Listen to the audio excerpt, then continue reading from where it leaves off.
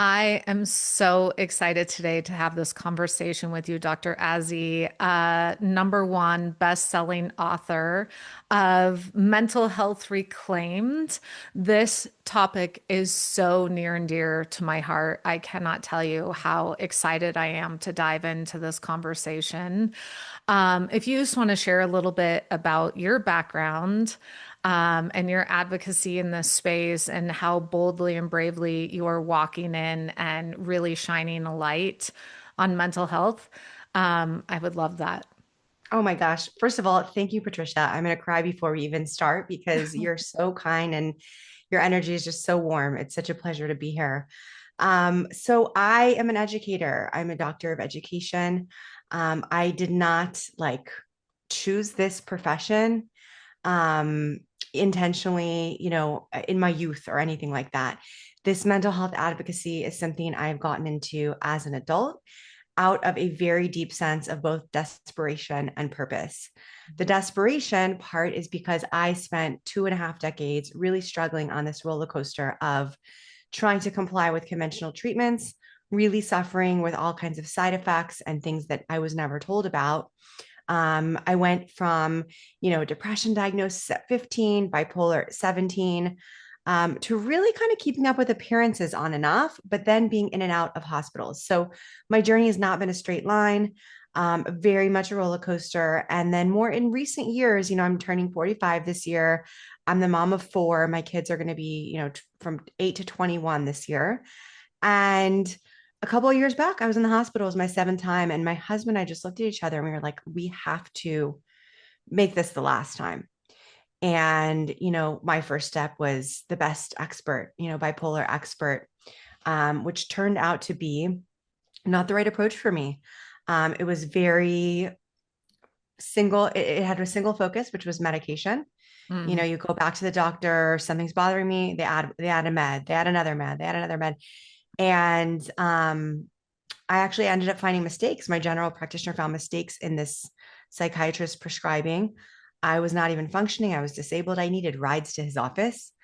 And I just woke up when I heard that news that he was giving me the wrong medications to, I need a different answer. Mm. And I made it my business for the last 3.5 years to really figure out, because it's not even 3 years, the last 3 years to really figure out, okay, what's working for me? What do I need to do here? And how can I really carve my own path? And in starting to talk, that's when the deep sense of purpose emerged, because I have heard from just so many people who, like me, were keeping up with appearances or not talking about their struggles and yet struggling so immensely, either personally or with someone that they love. So I just took it upon myself to get better and share everything that I possibly can to help other people. And that is what is in the book. Oh, well, thank you so much. I tragically lost my sister Jennifer to a fentanyl overdose, and my other sister committed suicide in 2023. And Oh my so, God, I'm so sorry. yeah, thank you so much. And this topic has been such a hot topic for me, of course, because of my own loss here. And then also, I was wrongfully treated with TMS, transcranial magnetic stimulation, and ended up in a healing crisis with a brain injury because they dismissed being told that I wasn't a candidate. And what's even more troubling about it is that with my injury, I didn't even need it at the time. I had conquered, my mental health kind of aspects, and then come to find out all of these providers are continuing to treat patients, and I've now met thousands of patients bedridden with traumatic brain injuries. So we have so many hot topics to talk about. I want to just share really quickly my sister who committed suicide. She had gotten sober. She was sober for 8 months. She went into rehab and they loaded her up on meds. And prior to her committing suicide, she kept saying, my meds are off, my meds are off. I know something's off. And for me, I was really trying to support her in weaning off different meds. And I know how confusing that space can be. Can you just share with us what is Hmm. happening? What's Gosh. the role of genetics with these pharmaceuticals? Yeah, Can sure. you just help us really understand what is the disconnect that's happening in this space? Sure. What was your sister's name, by the way? Jacqueline. Jacqueline. Well, Jacqueline's story is unfortunately one of many. Mm. I meet people all the time. I actually sat with a mother last week whose son, jumped off a building. He miraculously survived 3 months ago, but he was on a med that had a black box suicide warning. And she never looked into that because, what happens so often, what happened with me, I would imagine what could have happened with your sister is that we turn to our MDs for guidance and we trust them because we trust that they've gone to medical schools where they are trained to understand the human body.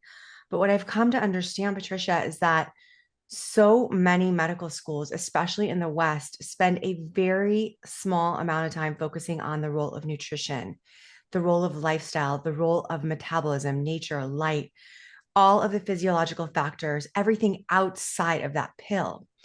And, when I was 15, I was told that I had a chemical imbalance. And then I was told by way of bipolar that I had a lifelong brain disorder. And when I discovered in 2023 the research of Dr. Christopher L. Palmer, who's a psychiatrist out of Harvard, because someone comes from Harvard doesn't make them, necessarily on the forefront of progress, but in his case, it does, Mm. which is excellent. And he discovered with a patient who was going through all of these psychotic episodes as part of his schizophrenia that when this patient who was morbidly obese at the time did a ketogenic diet, it abated all of his symptoms. And so he and his team started researching, is it possible that there's some kind of connection with brain metabolism and psychosis? And what's interesting is that several of the drugs that are being used as mood stabilizers, lamotrigine, for example, it's called Lamictal, that's the brand name, is has been used for seizures, for treating epilepsy. And so there is sort of this common mechanism that they came to uncover whereby the brain metabolism of certain people is just sensitive. There are other sensitivities. People with a schizophrenia diagnosis, there's also a correlation to having gluten insensitivities. So we have also blood sugar instabilities can really be offsetting. So I learned a lot from Dr. Palmer's brain energy about, potential triggers for symptoms. And I don't even look at these diagnoses as like separate disorders anymore. What he explains is that there really is a common root.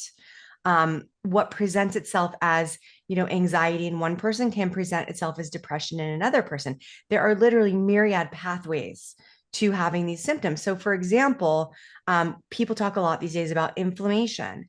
If someone's eating, processed foods, or they're intolerant to gluten, or they are subject to stress, or they're missing sleep, they can wind up with inflammation in their gut.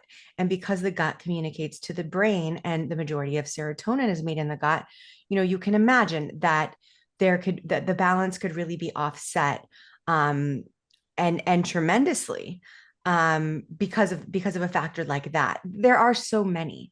Yeah. So anyway, when you go down the big pharma rabbit hole, I had no clue how dark it really was. I mean, Mm. we could talk about story after story.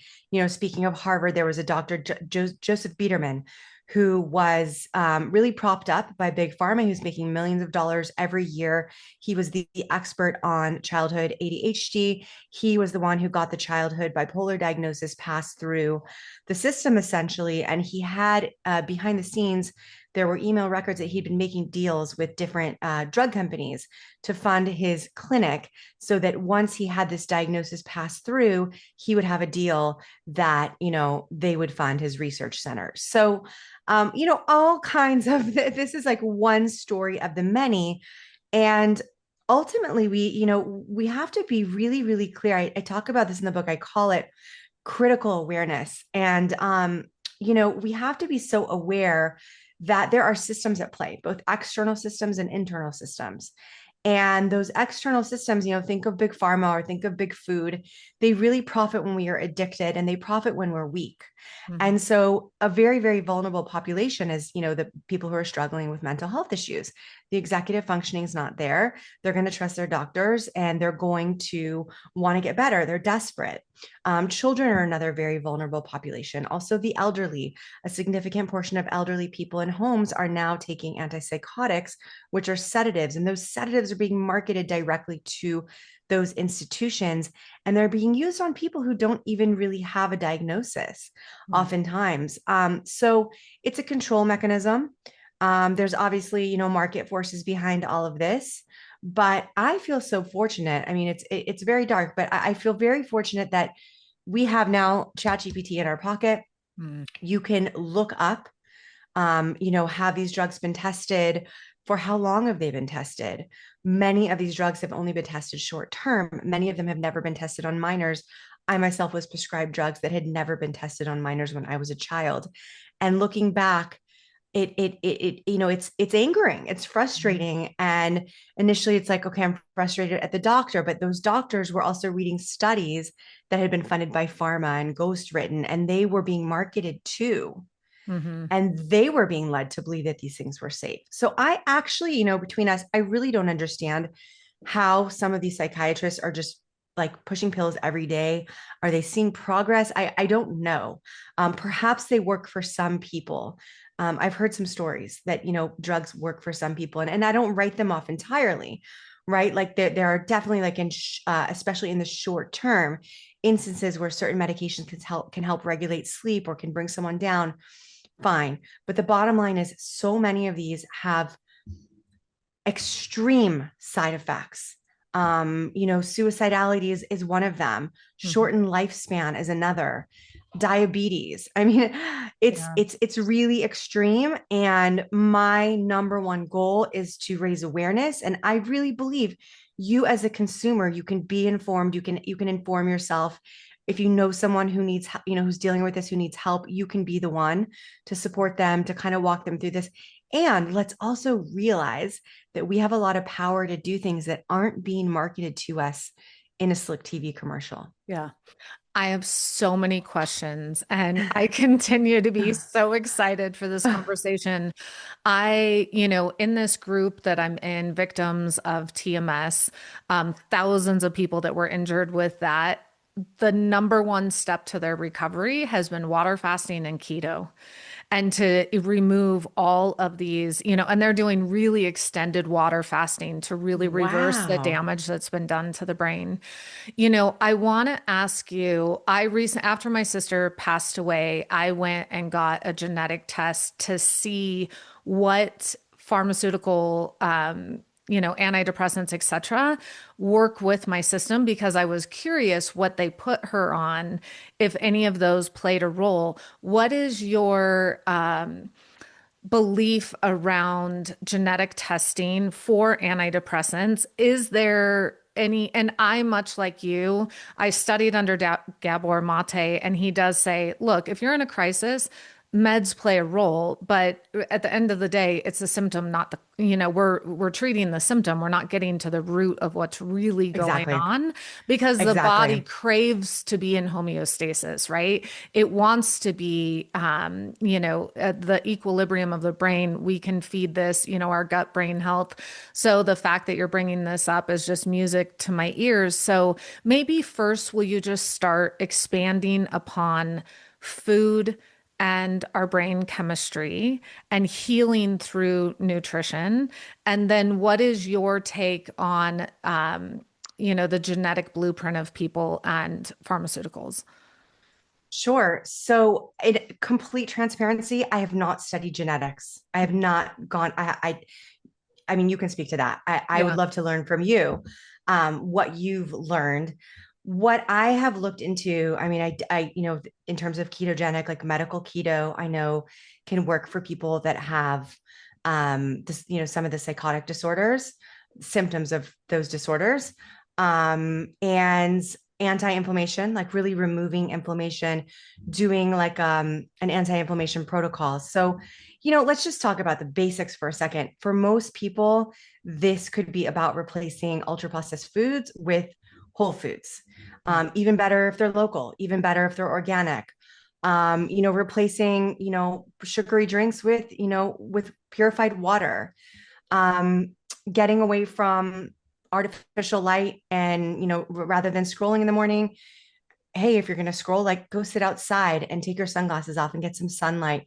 We are part of nature.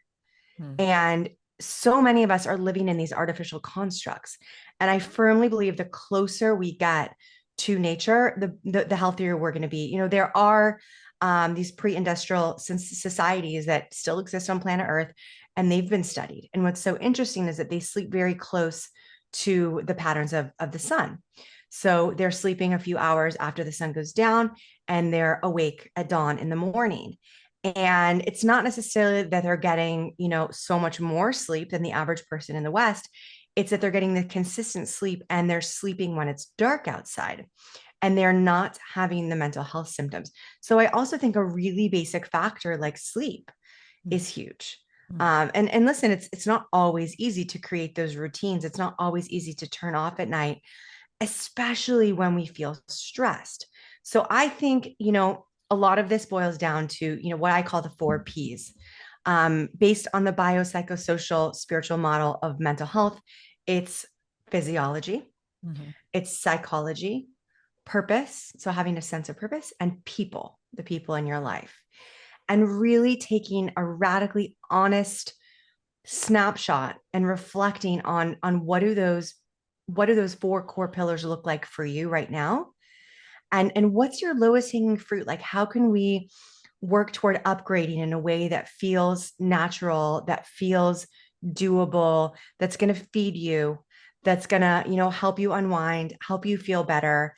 And I keep it basic in that sense, and I think that there's a lot we can do with those basics. I hear you and I 100% agree. I know for me, I have a lot of food sensitivities. So I know that if my system comes in contact with any of those food allergens for me, it mentally can throw me off for days. Even if I Oh eat it, yeah. I mean, it takes me days for my body to process it through. And just witnessing what it does to my body is such an indication of how powerful food can be as medicine, right? Yes, Yeah. I'm exactly the same as you. And I think as I'm finding that as time goes on and the more I get into fitness and the more I stay with my protocols, the more sensitive I become. Like, Mhm. I used to be able to have a gluten-free brownie, on a Sunday and I would be all right. Now, I mean, forget it. Like, Yeah. I'm so sensitive to sugar and alcohol. I can't drink alcohol. So many Mhm. things I used to be able to do. And the truth is that I think it can be like hard. I don't know if you had this experience. It can be a little hard to let go of certain things that were habituated to your favorite bread on, Mhm. at a family meal or something. But over time, I think feeling good outweighs, the pain of missing any of those things. And there's so many other things to eat. Yeah. Absolutely. Um, oh my goodness. So, can you share with us what really, how did you find your way to this? I kind of really look at it as a wholeness program, and going back to nature. How did you, for those listening to this that are on meds now, like what is the advice that you would tell them? Because also titrating off meds can be really terrifying. Yeah, Can you share with it us, can be like, very hard. yeah, what was your I listen, I'm experience? still stuck on my last 12 and a half milligrams of the 600 I was taking of Seroquel. I Oh, cannot wow. crack these last 12 and a half. I'm going to go to a compounding pharmacy if I can find one around here, and they will make a liquid and you can literally lower it like in the smallest bit every week. Um, so again, I'm not a medical doctor. This isn't medical advice, but from what I've learned, most most tapering is done too quickly. Hmm. And so people want to get these drugs out of their system. They see the side effects, they want the side effects to go away. But if it's not done extremely slowly with extreme precision, I think that one of the protocols I was reading, it's Laura Delano has it on her website. In her compass, she talks about, I believe it's like 10% of the current dose. Um, every time you go down, it's not another 10% of the original dose, it's 10% of what you're taking now. Mm, Right. So you go from 100 to 90, and then it would be 90 to 81, mm, and then down another 8. Right. So it's much slower.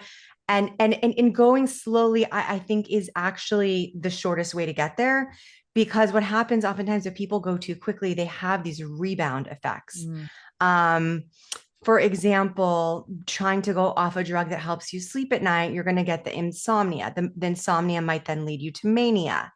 Another issue with anxiety drugs. So I had a situation where, I was going down on my drugs after I had that incident with the bipolar expert. I was going down the whole year of the beginning of 2023, and I was starting to feel better that summer, and got back to work in the fall after my summer trip, and a war broke out here in mm, October. And I mean, we did all, literally all hell broke loose here. And it was a shock to my system like I'd never experienced before. And I was so scared of losing sleep. And I was so scared of ending up back in the hospital where I had been a year prior. mm, Okay. That I started taking meds to sleep. I went up on my Seroquel. I went up on my Ativan, and it worked in the beginning. I also went on keto. I was doing a few things. It worked in the beginning. I was able to sleep, but after a few months, I started having what I now know is called rebound anxiety, which can happen for some people who take these anti-anxiety medications. And over time, your body habituates to the dose, and then you actually feel anxiety when it wears off. So rather than making your anxiety better, it actually makes it worse. And that's exactly what happened to me. I'll tell you, Patricia, it was April of 2024, and we were attacked by Iran. There were 300 missiles sent over to our country. And like leading up to it, there was so much panic here. And I myself was like really at a low point. I had to put so many things on hold just to deal with my anxiety. And the morning after it happened, I woke up and I walked outside, and actually I walked outside as it was happening, because we never even got a siren. We never even had, the way it works is that when missiles are aimed here, you get a missile siren, so you go in your bomb shelter. We never even heard a siren. The defense was so good. It was such a miracle. I literally saw things up in the sky like Star Wars or fireworks, and I felt like I was witnessing this miracle. And the next morning I woke up and I just said to myself, I wasted, I just went backwards because I took all these drugs again. And I just wasted months of my life in this anxiety spiral. I need to do something. So I booked a ticket to Crete, which is an island not far from here. And I went over to Crete for a week, just sat, like, quieted in my mind. And I reflected and I thought to myself, what am I going to do to get off these drugs? What am I going to do to feel better? And I just made one commitment that year. I said, I'm going to exercise, I'm going to move my body for 90 minutes a day. I've kept to that. mm, Okay. Since, so that was 13, 14 months ago. And, and I went down on the drugs slowly again. I'm not totally off. I take like a very negligible amount. But just started focusing on what could I add. I also realized that just in planning that trip, when you're looking at the images of these gorgeous places, it was like pink sand beaches and the gorgeous turquoise water. I realized that by looking at those things on my phone rather than looking at the bad news, mhm, my dreams changed. I had these beautiful dreams all of a sudden. mm, And it just reinforced for me how important it is that, in any moment, we have two things. We have our intention and we have our attention.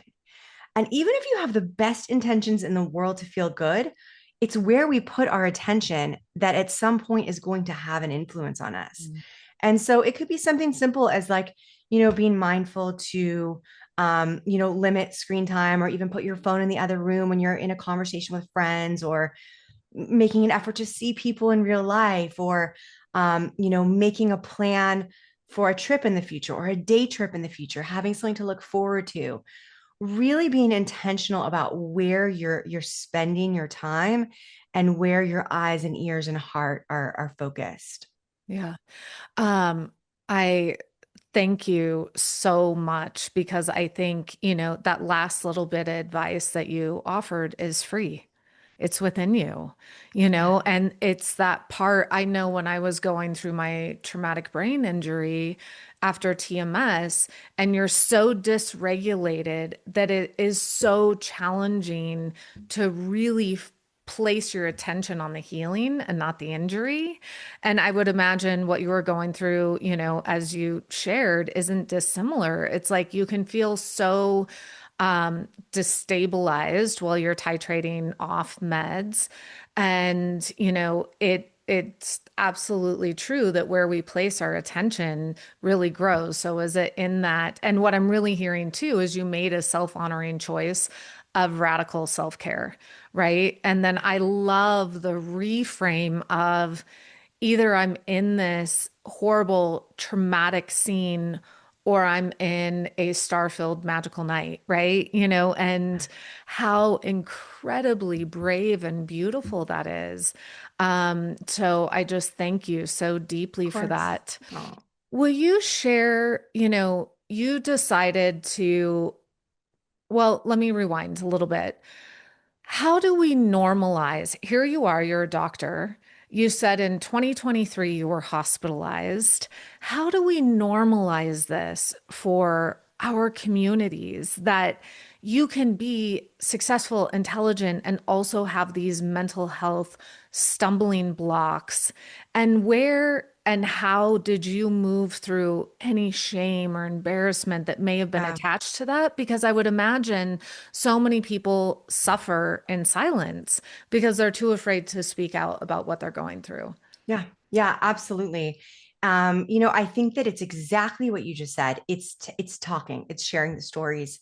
And that is another reason why I share, because once we understand what's happening beneath the surface, once I understood that there's this metabolic mechanism and I'm a part of nature and I need to return to that. And of course my body's crying out for help, and this is so common, right? So we have been told this like story. There's a lot of big mental health organizations. NAMI is one of them. NAMI is funded by big pharma. They say, oh, 1 in 5 people will suffer from a mental health issue. No, actually 1 in 5 people will get diagnosed this year. Everyone will have a mental health issue over the course of their life. So there's this story being told, and nobody wants to be 1 in 5. Like, that's not comfortable, right? We want to be a part of something. We want to feel normal. We want to feel understood. And the truth is that everyone deals with mental health. And so I think some people have more resources, inner resources and external resources and support to deal with it. But, in terms of just my formal education, let's talk about that. When I was in school studying for my doctorate in education, I was with a lot of educators, teachers, school psychologists, superintendents, principals, and so forth. And they were losing students to suicide all the time.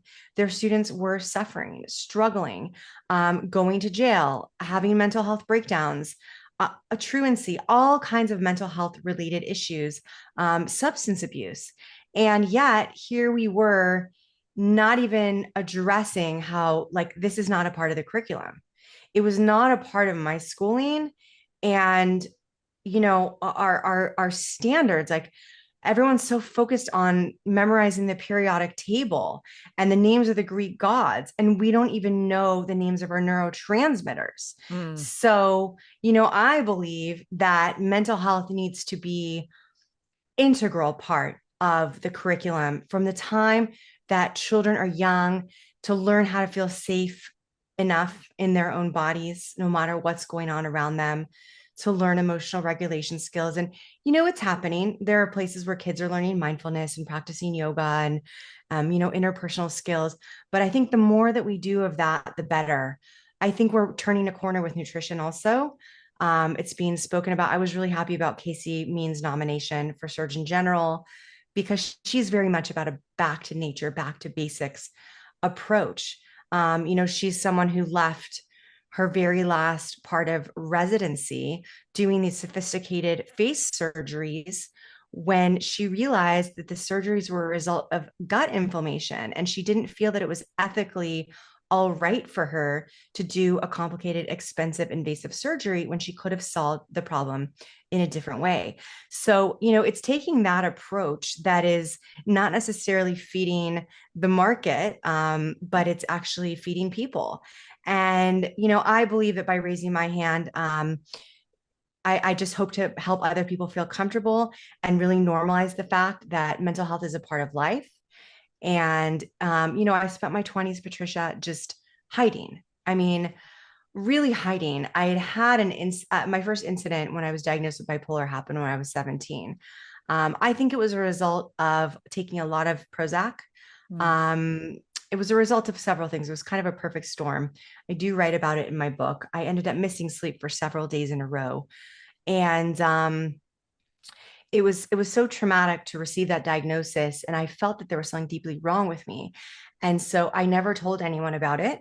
I made my way through college. I actually met Jen Hill in college, Mm. when I was sort of recovering from all of that. But I went on to finish university, meet my husband, and I just never told anybody. My husband did hear the story at one point. We went to the psychiatrist together, and she sort of contextualized it. Really great psychiatrist woman named Miriam Grossman, phenomenal. She normalized it. She contextualized it. She said, as long as you practice, self care, it's not going to happen again. Fine. I hid that story like nobody's business. My best friends in my 20s didn't know. But by the time I was in my early 30s, I had 3 kids. I went back to school for this degree, and I had such a breakdown that I couldn't hide it anymore. Mm. And it was so shameful. I wound up in this, taken away from a close friend's house, like by the police. Mm. Really a perfect storm. I ended up in this institution. And so my closest friends found out. And so I was just so scared to tell them my story. But when I did, I found so much compassion. Mm. And I started hearing other stories. Oh, did you know my uncle went through this, or my brother went through this? And people I'd known my whole lives who knew so much about this and really had a capacity to empathize and support me, but I didn't know because I had never told them. And I think that that's really the world we're walking around in. It's one in which a lot of people are just kind of keeping things inside. And I believe that, at least for me, I've experienced so much more intimacy in my relationships. I have so many more relationships, so much, the relationships are so much deeper because I don't have to carry the weight of a secret. Yeah.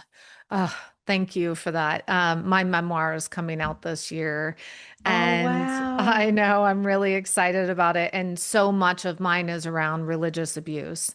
And, I carried the secret for years of my sexual abuse and other things. But what do you believe? And thank you so much for your vulnerability and sharing so deeply and intimately about your story. I can only imagine how many people this will touch and the influence that it will have. So I don't want to miss the opportunity to really celebrate you and your journey. So thank you. You're so sweet. So I'm curious, what role, I've worked in the a lot of trauma therapy.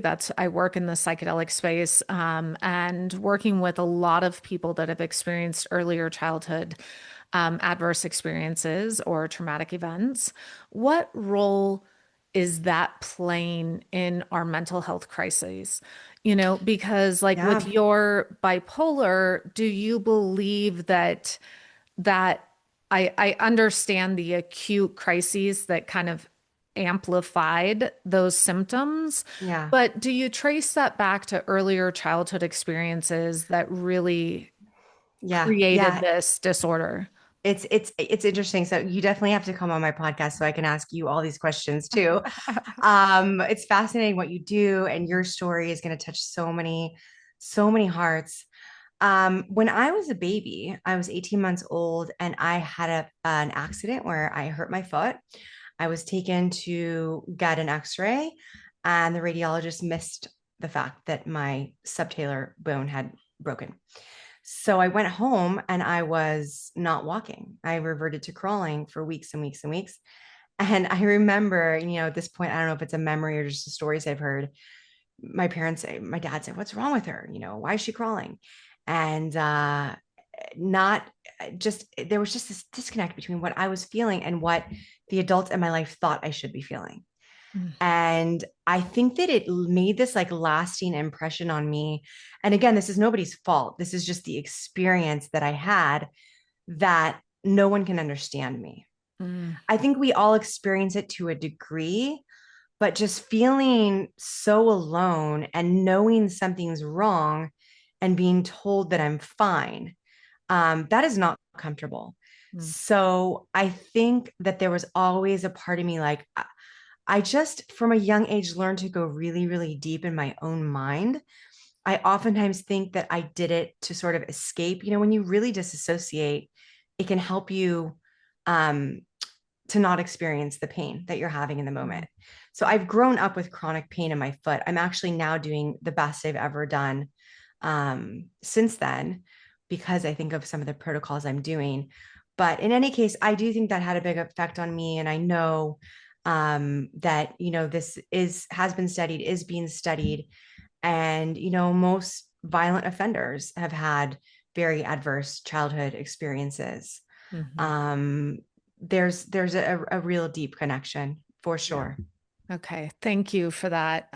Because I know for me in my 20s, my coping strategy was to avoid, and if I could be successful enough, then I wouldn't have to look at the past until we have, a life stressor that we're put at a crossroads with that all of a sudden activates that. For me, it was getting pregnant or death of loved ones or things like that. And then all of a sudden, the things that you've spent years kind of suppressing, in my case, all of a sudden bubbles to the surface and you have no other opportunity but to really address those. And I think, oftentimes in today's day and age, and that's why I'm so grateful that you wrote this book, being a doctor and saying, hey, look, me too. I went through this and I'm on my path to recovery and Yeah. wholeness. And now I'm sharing that with others and dispelling the shame that so many people carry around this, right? And then having, Yeah. I live in Utah, and Utah is one of the highest rates of mental illness in the country, in Really? addition to opioid addiction and plastic surgery, honestly, because the level of self-worth and the oppression within the church is so substantial that people have turned to different alternative, and it has one of the highest rates of teen suicide in the country. And so Oh when we my look at that, it's like, gosh. what's happening culturally that's really causing this? You touched on something that is so near and dear to my heart at the beginning of our conversation, and that was community. Can you speak to that? And what does community mean when healing with mental health issues? Yeah, absolutely. To me, a community provides the a feeling of safety and support. Knowing that if you need something, somebody's going to be there. Whether you're going through a hard time or you're celebrating something, that you have people who are going to feel with you. And life can be so challenging, and life can also be so exhilarating. And we are wired for connection. And, Patricia, in today's day and age, we've become more and more isolated, I think, because of technology and, the pressures of modern living. But if we go back to a society where, before all of these things, we were living in villages and we were really helping one another. There was an organic solidarity. Everyone had a role in the greater whole. And, we don't have that anymore. But I think we can create it. I think that it's really important. I oftentimes think about this teaching that, we learn in evolutionary psychology, that the feeling of being ghosted or abandoned is actually experienced as the feeling of death to the nervous system. Because in a society where we relied on a tribe, on a community for survival, if someone was banished from the group, it meant that they would die Mhm. because everyone was literally relying on one another. And so that same thread really runs through modern society. We just don't necessarily see it playing out so concretely. But the feeling of being alone or abandoned or ghosted or shamed Mm. is so, so painful. And I think that that really is underneath a lot of these cases of Mm. despair. Such important, the abandonment wound. I'm deeply and getting certified in attachment styles right now because it's Wow. so important to me about our earlier childhood wounding and how that shows up in relationship, right? And Mm-hmm. those core abandonment wounds. And I think a lot about your earlier experience with, this injury and not being believed, and so having this relationship in your most intimate community, our family of origin, right? Where so many intergenerational wounding can happen through just not being fully believed. I mean, I deal with a lot of sexual abuse survivors, right? And so many of them, when they went to their parents and disclosed what had happened, they weren't fully believed. And the layered injury as a result of that. What is the most important message in all of this that you want people to know? I want you all to know that there is nothing wrong with you. Mm, No matter what you've been through, no matter what has been done to you, no matter who hasn't believed you, whatever you've experienced, it is really the universe, God, the force speaking through you to you. And there's nothing wrong with you. And, I really believe that in finding safe relationships and in expressing ourselves, learning how to express our emotions and learning how to feel safe retelling our stories, we can recontextualize our stories. We can draw the lessons from them. And, we all go through so much that isn't spoken about. And whatever you're feeling, the very first quote in my book is by Dr. Viktor Frankl, who was a psychiatrist who survived the Holocaust. And he wrote a book called Man's Search for Meaning. And he was very much about living a life of purpose as a part of, our recovery and our well-being. But he said something that is just so profound. And he said, an abnormal response to an abnormal situation is normal behavior. mm, And, when you hear those words, it really is permission to look at the context of what you went through. I remember, Patricia, even recently in therapy, writing this book really moved me to talk through a lot of my old stories and make sure I had closure. And there was a really hard story at one point that I finally shared after decades of just bearing it, and feeling so ashamed of what had happened. And after I told the story, I remember realizing, if my daughter were in that situation, I would want her to do exactly what I did. mm, But it wasn't until I shared that story in a safe space that I could even make sense of it in that way. mm. And I think that's also the power of community. Yeah. A space to be heard and felt and seen. I Yeah. think being able to be seen and witnessed is so important. I mean, it's part of never in my wildest dreams did I think I would be advocating for a group of individuals that had traumatic brain injuries. But I realized that the experience that they've gone through and then to be gaslit by their providers, to be put on additional meds, the number one thing that I realized in my healing with my traumatic brain injury after TMS was to meet with a neurologist that fully believed and had witnessed this type of injury.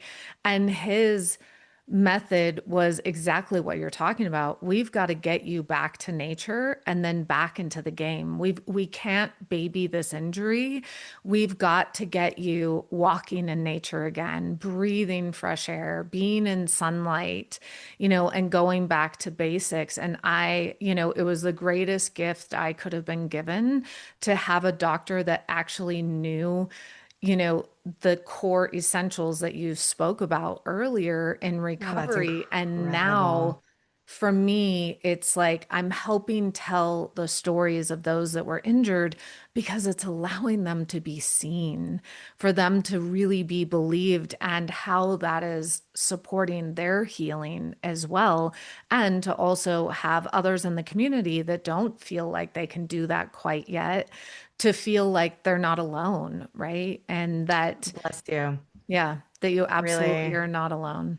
It's incredible that you found that help and that now you're advocating and you're helping so many people. This is something I really don't know a lot about. So thank you for opening my eyes. Yeah, thank you. So, how can people find you? Where are you? Where is Yeah. your book? Share with this Sure. So wonderful this is my community. book here. It's Mental Health Reclaimed, Mm, a simple guide to thriving beyond labels or limits. mm, It's out on June 8th, and you can find everything at mentalhealthreclaimed.com or azijankovic.com. All my social media and blog and podcast and articles. I try to put as much free content out into the world as I can mm. to really share this information. Amazing. Thank you so much. It's such an honor to spend this time with you. Oh, likewise. Thank you so much for having me.